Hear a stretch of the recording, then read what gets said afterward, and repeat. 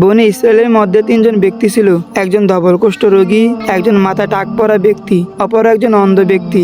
আর এদেরকে পরীক্ষা করার জন্য মহান আল্লাহ পাক একজন ফেরেশতাকে নিযুক্ত করে দিলেন মানুষের রূপ দিয়ে। ফেরেশতা প্রথমে কুষ্ঠরোগীর নিকট এসে বলল, তোমার নিকট সর্বাধিক প্রিয় বস্তু কি? সে বলল, এই আমার চর্মরোগ, যা লোকে দেখলে আমাকে ঘৃণা করে। ফেরেশতা তার গায়ে হাত বুলালেন এবং তার কুষ্ঠরোগটি ভালো হয়ে গেল।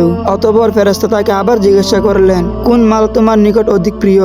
সে বলল, উট। সুতরাং তাকে একটি 10 মাসের গর্ভবতী উট দেওয়া হলো এবং ফেরেশতা দোয়া করে বললেন, আল্লাহ যেন তোমার এতে বরকত দান করেন। অতঃপর ফেরেশতা তাকমাতার নিকট এসে বলল, তোমার নিকট সর্বাধিক প্রিয় বস্তু কি? সে বলল, আমার চুল, যার কারণে মানুষ আমাকে ঘৃণা করে। ফেরেশতা তার মাথায় হাত বুলিয়ে দিল আর টাক দূর হয়ে গেল, মাথায় নতুন চুল গজালো। তাকে আবার জিজ্ঞাসা করলো, তোমার কাছে কোন মাল অধিক প্রিয়? সে বলল, গরু। সুতরাং তাকে একটি গর্ভবতী গাভী দেওয়া হলো। তাকে দোয়া করে দিল।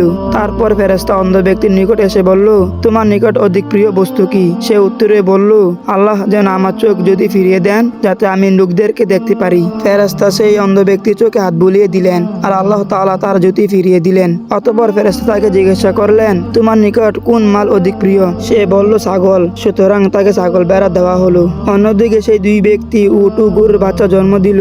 ধীরে ধীরে সেই কুষ্ঠরোগীর এক উপত্যকা ভর্তি উট এবং তাকওয়ালা এক উপত্যকা ভর্তি গরু আর অন্ধর ছাগল বেড়া হয়ে গেল।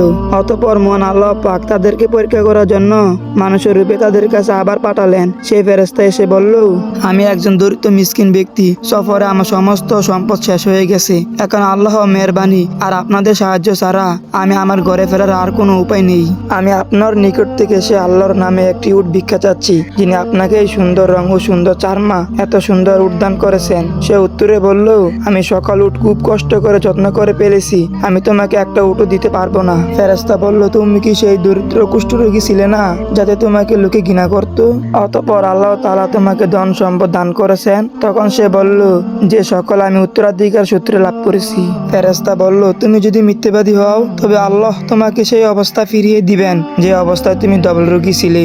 অতঃপর ফেরেশতা সেই টাকাওয়ালার নিকট এসে বললেন, যা কুষ্ঠরোগীর নিকট বলেছিলেন। সেই টাকাওয়ালা ব্যক্তি সেই কুষ্ঠরোগীর মতন উত্তর দিল। তখন ফেরেশতা তাকে অভিশাপ দিল আর সে পূর্বে টাকাওয়ালা হয়ে গেল। অবশেষে ফেরেশতা অন্ধ ব্যক্তির নিকট এসে বলল, আমি একজন দরিদ্র মুসাফির, সফরে আমার সকল সম্বল ফুরিয়ে গেছে।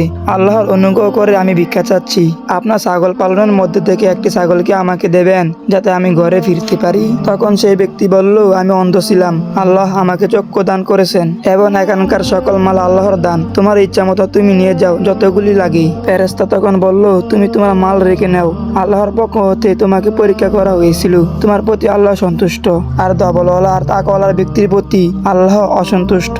এই ঘটনার শিক্ষা হচ্ছে, সদা সর্বদা আল্লাহর নিয়ামতের উপর শুকর ও কৃতজ্ঞতা স্বীকার করতে হবে। মহান আল্লাহ পাক আমাদের সকলকে সঠিক বুঝদান করুক, আমিন। তো যাই হোক, আজকে পর্যন্তই।